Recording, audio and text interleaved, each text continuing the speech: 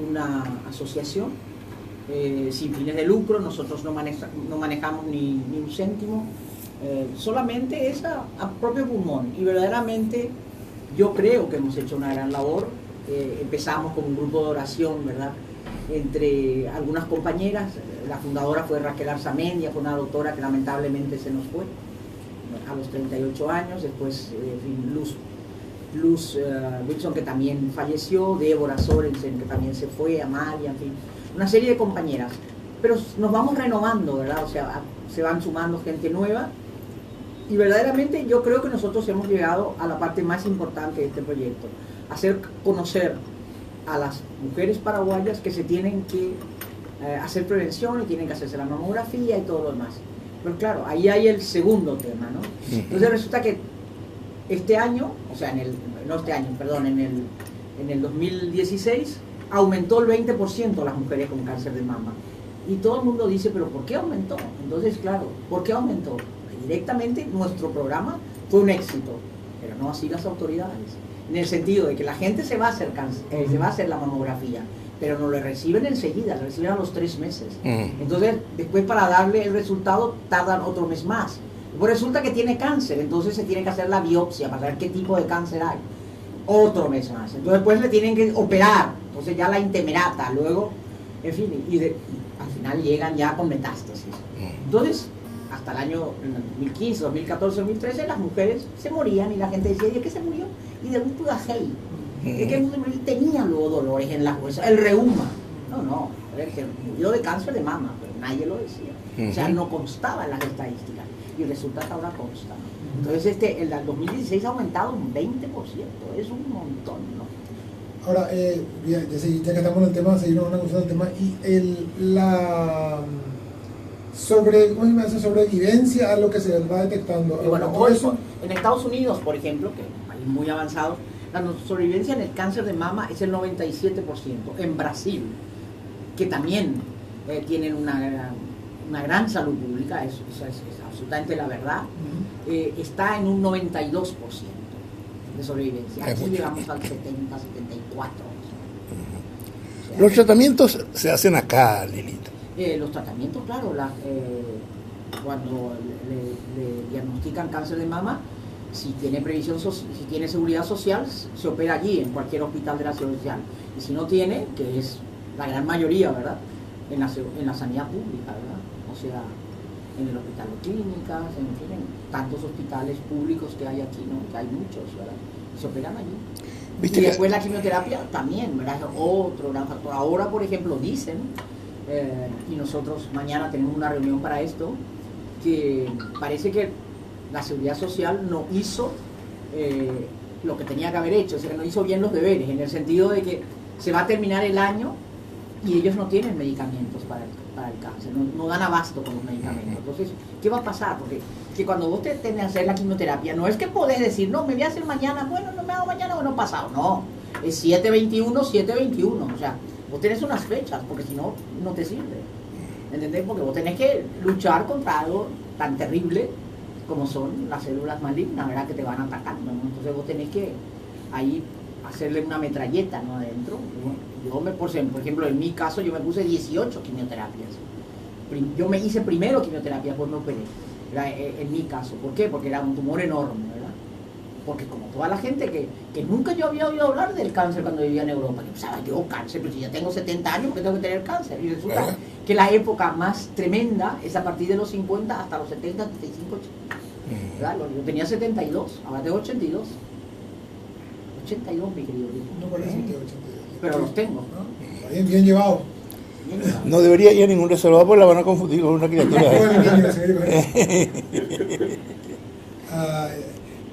Bueno, mucho con el tema que entremos. Para que la habíamos traído, que ha invitado a sí, pero yo igual voy a seguir hablando con ella del tema cáncer después. Puede ser que a ella le interesa eso. Yo sé, vamos a hablar de todo. ¿Qué? Como usted quiere seguir. Vayamos a lo otro. El tema de Barcelona es lo que en este país pues, es muy difícil encontrar gente que entienda lo que pasa allende nuestra frontera, como dicen. Lo que pasa en Capiatalla es complicado. Sí, es difícil, ¿verdad? Me acuerdo, mi abuelo decía que el Paraguay termina en Clorinda. Sí, Y más o menos así, o sea, no sabemos, nosotros no tenemos realmente, tenemos muy pocos analistas de política exterior, de lo que pasa en el mundo, de noticias internacionales. Y de repente tenerte a vos, una persona que, por más que vos decís hace un tiempo que no estoy allá, pero yo, por lo que te escuché, vivís con los diarios, con los canales, con la radio, o sea, metidísima en lo que es el día a día. Y lógico, porque yo, o sea, para mí, Cataluña es mi segundo país, ¿verdad? Entonces, o igual, dijéramos, yo le quiero tanto a Cataluña como le quiero al Paraguay, en el sentido que yo no me siento extranjera cuando yo llego a Cataluña, yo hablo catalán exactamente igual que el castellano, ¿verdad? O sea, domino los dos idiomas, entonces yo me siento integrada, y la verdad es que es tremendamente triste, pero era una cosa que estaba latente desde no te diría de años, sino de siglos, ¿verdad? Y bueno, y explotó porque, yo te voy a decir una cosa, Pipo, que no tiene nada que ver, pero hay ciertas similitudes. La guerra de los Balcanes, por ejemplo. Yo no me olvidaré nunca que yo formé parte, como observadora de paz, de la guerra de los Balcanes cuando era embajadora en Roma. Y me iba siempre a la ex Yugoslavia, ¿verdad? A Dubrovnik, donde se hacían las conversaciones de paz. Y un día yo le pregunté a una de las recepcionistas que nos rodeaban para estas conversaciones de paz, ¿qué pasó verdaderamente aquí? Y ella me dijo, muy sencillo, señora. 10 iluminados, ya seguramente 100 o 200, se levantaron un día y empezaron de que querían ser países independientes. Y a esto se sumó las religiones, ¿verdad? Los musulmanes, los cristianos, los ortodoxos, y hicieron una gran trifulca. Y después nosotros pusimos las notas, y duró 10 años. Ahora, entonces, ¿qué va a pasar en Cataluña? No va a pasar esto, por supuesto, porque estamos dentro de la Unión Europea. Pero hay ¿cómo te diría? Hay una sensación en el día a día del catalán, el tipo que te sentaba en el café y le decís, el tipo le odia ser español, no quiere, yo soy catalán, no soy español. ¿Hay una cuestión así o yo creo que esto es un poco lo que se dice, ¿verdad? Pero la realidad que no. Yo creo que la sociedad catalana siempre ha habido, como dirían los argentinos, una grieta, ¿no? ¿Quiénes forman parte de esta grieta de un lado y de otro? Yo creo que en esta grieta siempre han sido los catalanistas o los nacionalistas, dijéramos, la clase media baja, yo te diría, ¿verdad? Y sobre todo la sociedad rural, ¿verdad? La gente que vive en Gerona, en Lérida, en Tarragona, sobre todo en Gerona, ¿verdad? Y ellos tienen una gran, dijéramos, sensación de que si ellos no son catalanes, son como traidores a su patria, ¿verdad? Esto es lo que ellos vivieron, lo que a ellos les transmitieron desde niños. La otra parte de la sociedad está más mezclada, ¿verdad? Está mezclada con la gente que vino del resto de España, con los extranjeros que han invadido España en los últimos 20 años, ¿verdad? Entonces hay una cantidad de matrimonios mixtos, escuelas internacionales, en fin, en Barcelona o en Tarragona capital, ¿verdad? Pero no en Gerona capital. En Gerona capital no hay ninguna escuela internacional. ¿Entiendes? Solamente son catalanes. Y lo mismo pasa, yo diría, en Lérida, ¿verdad? En menor medida, ¿verdad? Porque tienen más influencia de Aragón. Entonces, esto es lo que hemos venido, dijéramos, palpando. ¿Qué pasó al final, en los últimos años? 20 años estuvo el presidente Pujol, que fue un gran presidente, pero lamentablemente, siendo un gran presidente y todo, le rodeó, le abrazó y lo envolvió la corrupción. Entonces, él cayó y cayó mal, terminó mal, ¿verdad? Y con él no hubiera pasado esto, porque él era nacionalista, por supuesto, y ganaba con el voto nacionalista, pero un voto nacionalista equilibrado, pensando que él lo que negociaba eran más competencias para Cataluña, escuelas bilingües, en fin, una serie de cosas, ¿verdad? Pero no aquella locura de lo que hay hoy en día. Eso pasó hace unos 12 años, y entonces entraron a suplir a Pujol otros partidos, dijéramos catalanistas, como Esquerra Republicana de Cataluña, y otros que se crearon, ¿verdad? Que son un poco los antisistemas, que ya sabéis que en Europa hay bastante, no tienen mucho futuro, pero existen los antisistemas, ¿verdad? Como en Italia, como en Francia, incluso en España Podemos, ¿verdad? Entonces allí se instalaron Junts pel Sí, la CUP, Catalans Junts, una serie de partidos que se nutrieron en sus cuadros con la gente de Convergencia, que era el partido de Pujol, ¿verdad? Convergencia Democrática de Cataluña, que fue, dijéramos, empezado, fundado, como le quieras llamar, después de la muerte de Franco en el año 77. Es Convergencia y Unión. Convergencia y Unión, que era Convergencia y Unión Democrática de Cataluña, que es el partido tradicional de la democracia cristiana, ¿verdad? Y estos gobernaron 25 años y se rodearon de corrupción. Entonces, ¿quiénes son los que están ahora? ¿Quiénes son los que ganan la partida? Pues Esquerra Republicana de Cataluña, que es un partido que viene del año 36, o sea, de 1936, y con el presidente Companys, ¿verdad? Y sobre todo con Macià, con Francesc Macià, en fin, es un partido de gran tradición, ¿no? Y ahora ellos son... Entiendo, y ese bichito de la preguerra, de preguerra civil. Exacto, de la preguerra civil. Él fue el que decretó la república, Companys, y al terminar la guerra civil, pues lo fusilaron por traición a la patria y por una cantidad de cosas. Un poco con el mismo cuadro, salvando las distancias, de lo que ahora le ha pasado al vicepresidente de la Generalitat de Cataluña, a Junqueras, y a los 5 consellers. Pero no a Puigdemont. ¿Por qué? Porque él agarró el avión y se fue a Bélgica. ¿Por qué se fue a Bélgica? Porque él quiere internacionalizar el problema de Cataluña, ¿entendés? Y en Bélgica existe el problema franco, los franceses y los valones, los flamencos, ¿no? Entonces allí él se siente bien, ¿no? Pues claro, la Bélgica es un país que hoy está gobernado por una coalición en la cual los flamencos tienen muchos diputados y se pueden retirar y cae el gobierno. Entonces ellos tienen que agarrar este asunto con pinzas, el gobierno actual, ¿verdad? Entonces esto Puigdemont, que es listo, creo que es muy iluminado, se fue allá, ¿no? Y bueno, él pensó que allá iba a tener el abrazo de los belgas, y no fue así tampoco.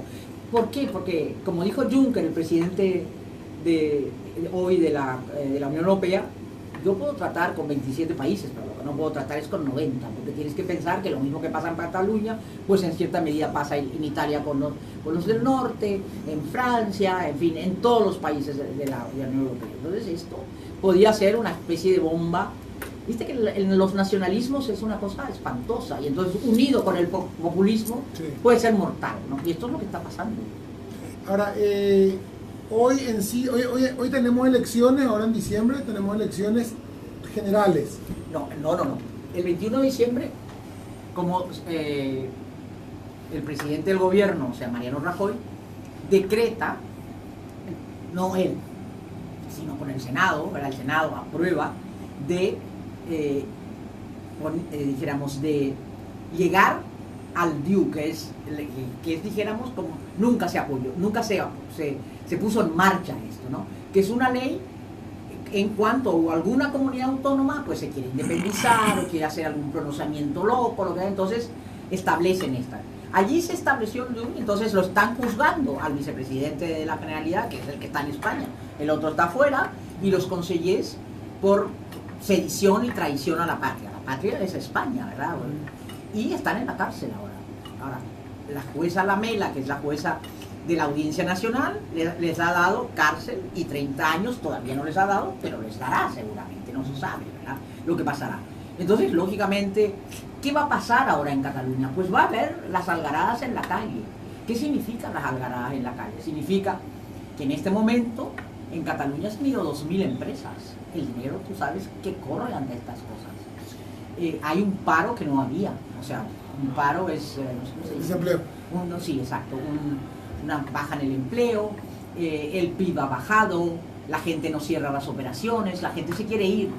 Y las grandes marcas de Cataluña, como la Caixa, que hoy se llama CaixaBank, que es el segundo banco de España y el cuarto de Europa, se ha ido. ¿Sabes lo que significa esto? En cada esquina había una Caixa, que continúa habiendo, ¿verdad? Pero la razón social, de la cual Cataluña recibía los impuestos, ya no está.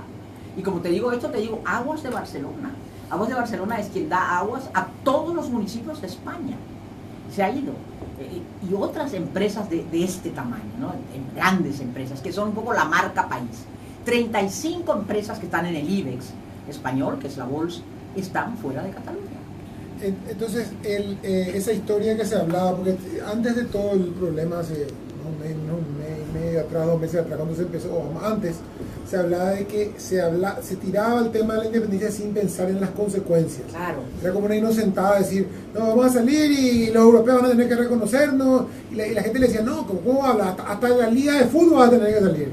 hasta de la Comunidad Europea no te va a recibir, hasta años sin recibir subsidios. Claro, imagínate, Eslovenia tardó 15 años en ser miembro de la Unión Europea. Es un país pequeño, un país adelantado, un país muy igual.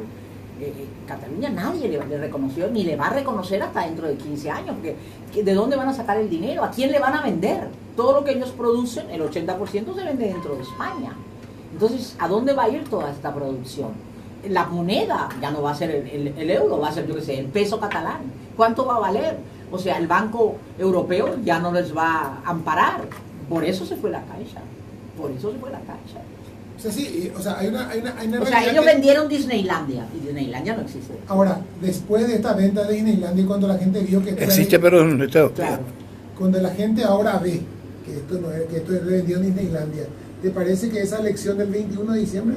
El 21 de diciembre fue cuando las puso bueno, ¿te parece que van a tener un resultado diferente al actual?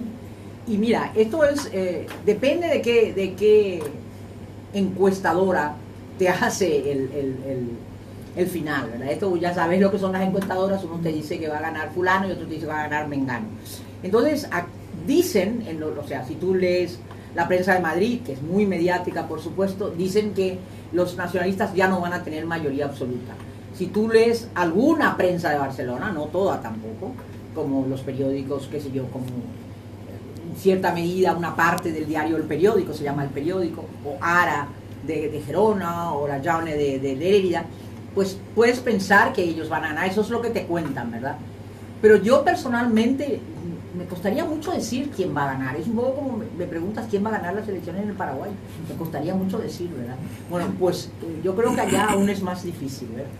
Pero yo creo que si Puigdemont hubiese marcado las elecciones, él, el 21 de diciembre, hubiera tenido más futuro. Pero las marcó el Estado español. Entonces, puede haber mucho ausentismo, puede haber la gente que no le interesa, puede haber boicot, puede haber algaradas ese día, y la gente tiene miedo. Tienes que pensar que en Europa el 40% de los votantes tienen más de 50 años, tienen 80, tienen 90, y se van a votar, o sea, pero los jóvenes no votan. Ahora, yo creo que en estas elecciones los jóvenes van a votar, porque son los antisistemas. Te hablan de un tejado, te hablan de 18 a 21 años. Pero es muy poco, porque viste que hay muy poca población joven en Europa. O sea, vos te vas, no sé, por la calle y de 100 personas que te cruzas en una manzana, 80 tienen más de 60 años. O sea, es una población vieja. Entonces, ¿qué va a pasar? Pues yo la verdad, mi querido Pipo, ¿cómo te llamas vos en realidad? Eduardo, Pipo. Yo no sé, me costaría mucho decirlo, ¿verdad? Cuando yo hablo con mis amigas allá, con mis amigos, ¿verdad? Ayer justamente estuve casi desde las 10 hasta las 12 de la noche hablando con un gran amigo mío que aparte es vicepresidente de la audiencia, como tal, es un juez. Él me decía, mira, Lilita, no lo sé, me decía, pero hay mucha irritabilidad en este momento. La gente está muy irritable, ¿no? O sea, viste que Barcelona era una ciudad fantástica, una ciudad llena de turismo. Ha bajado el 30% del turismo. ¿Sabes lo que esto significa? El 30% con el consiguiente paro, con el consiguiente desempleo y todo lo demás. O sea, los bares están vacíos. ¿Viste que esa tocada de bolsillo justamente no es contraproducente para el independentismo? Y sobre todo no es muy producente para el catalán, que le gusta mucho, que es un tipo ahorrador, un tipo que dura mucho el dinero. Es un poco como el milanés en Italia, ¿verdad? Toda la gente del norte de Europa son más apretados en el asunto del dinero. Y ellos, pues, no, la verdad es que me cuesta mucho decir quién va a ganar y qué es lo que va a pasar. Pero yo creo que o sea, tiros no va a haber porque estamos en la Unión Europea, pero va a haber algaradas y algaradas fuertes, ¿verdad? Como las hay todas las tardes y todas las noches, ¿verdad? La gente que grita, la gente que pone pasacalles, la gente que en el autobús te dice hable catalán. ¿Entendés? Entran, por ejemplo, por el autobús grande que hay, qué sé yo, 80 personas y la gran mayoría de la gente mayor, sobre todo, en Barcelona, no son catalanes parlantes porque son inmigrantes que vinieron de Aragón, que vinieron de Andalucía y hablan en castellano. Entonces entran los jóvenes y dicen, hable catalán, hable catalán. Entonces toda esta gente tiene como miedo, ¿no? Y esto no es bueno, ¿no? Cuando antes había una convivencia buena, a pesar de que el tema del nacionalismo, yo viví en Barcelona desde el 63 y Por ejemplo, en el resto de España, a los sudamericanos jamás nos llamaban sudacas. En Barcelona sí. Nosotros éramos los sudacas, ¿verdad? Y tienes que pensar que más del 60% de los médicos que están hoy en Cataluña son de extracción sudamericana. Entonces, viste, hay estos... Y esa gente no vota. Esa gente no. Si no están nacionalizados, no. Pero hay muchos que están nacionalizados, la gran mayoría. ¿Podemos hacer una pausa, Lilita, mientras tomas tu agua y nos acomodamos mejor? Enseguida vamos a volver con Lilita Romero Pereira para hablar de Cataluña y de otros temas. Cataluña y algo más. Cataluña, eso. Es muy